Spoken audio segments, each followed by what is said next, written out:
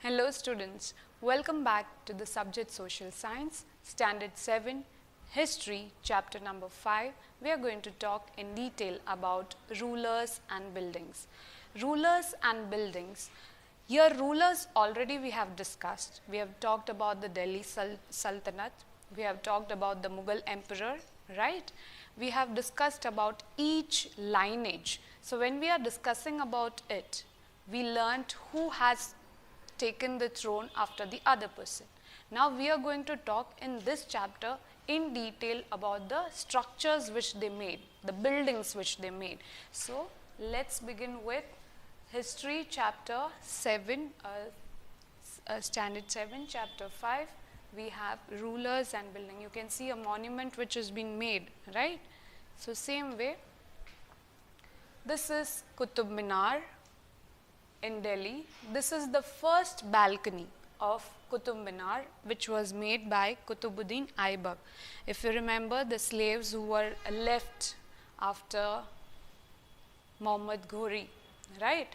After Muhammad Ghori, we had Qutbuddin Aibak. He had the interest of making this monument, Qutub Minar, in his name.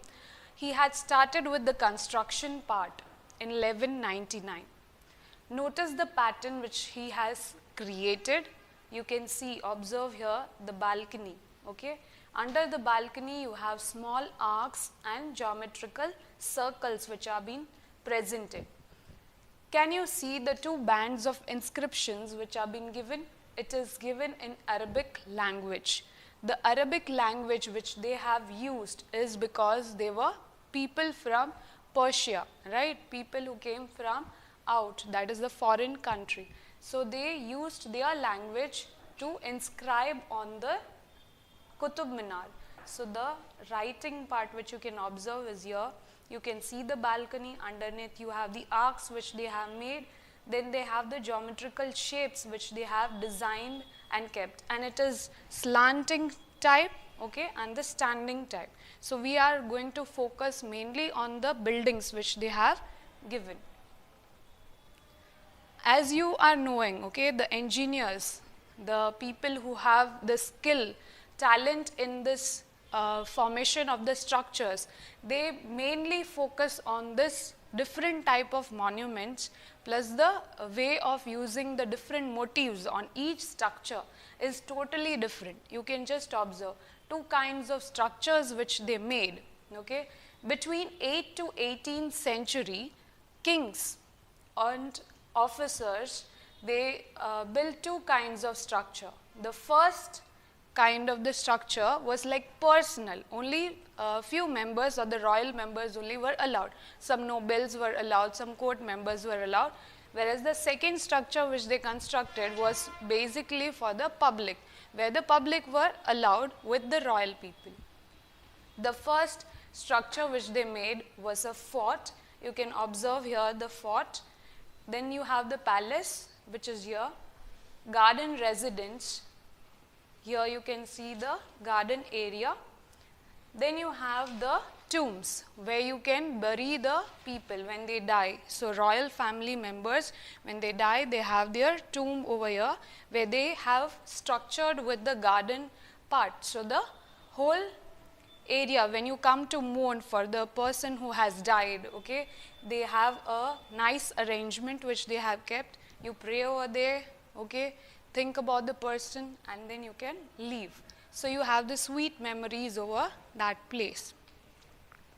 You have the second structure, okay, meant only for the public activity, including temples, mosque, tanks, wells, caravansaries and bazaars.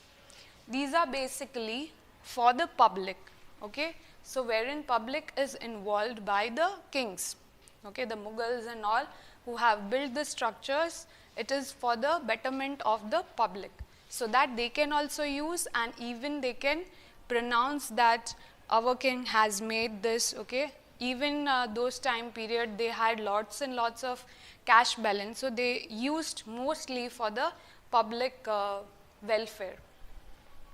Kings were expected to take care of their subjects, and by making structures for their use and comfort, rulers hope to win their praise.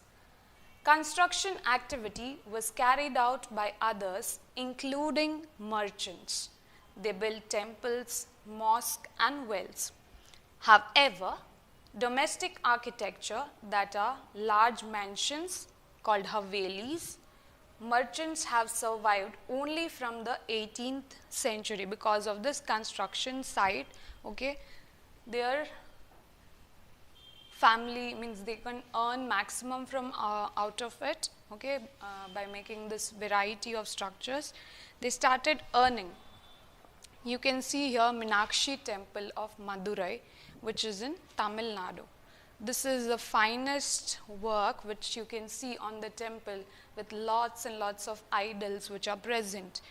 So this needs finest art of making those things perfectly. So you need more focus onto this. This is an aerial view you can see of Meenakshi temple. You have in line, okay, lots and lots of temples, and the people also could be brought in this whole area. So it's between the city. Then you see the inner portion of the Meenakshi temple, the inlay glass work which you can see, floral flower type of work which you can see, the structure, pillar structure, okay, you can see lots and lots of pillar. Based on that, the construction is being put up. This is the engineer's work, which the drawing sketch which they have made to see that how the temple structure would be formed. This is the idea which they have sketched on the paper. This is Pushkarni step well, okay, which is located in Hampi. You have the steps through which you can get to the water tank, okay, step well, carry the water and you can come back. Again you have the same from the other side, the view where you can see with clarity the water. Rainwater can be stored in and which could be used in later on. Chand Bawri, that is Rani Ji ki Bawri, okay, or the Queen's step well, which is located in Bundi, which is in Rajasthan, is the largest among the 50 step wells that were built to meet the need for the water.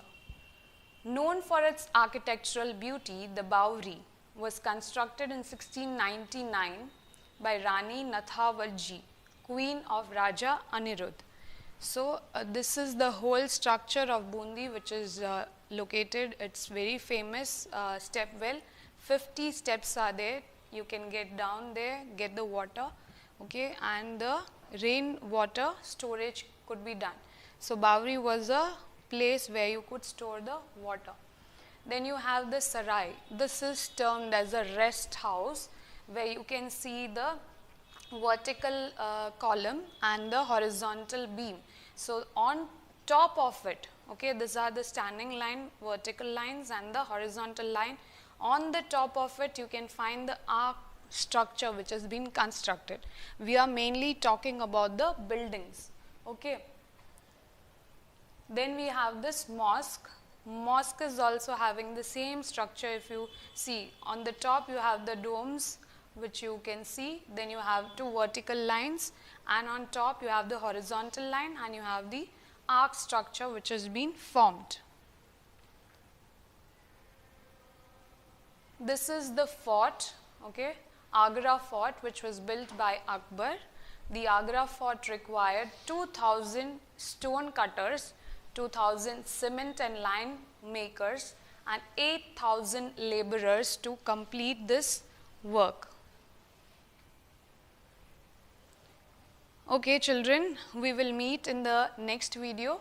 Till then, take care of yourselves. Bye-bye.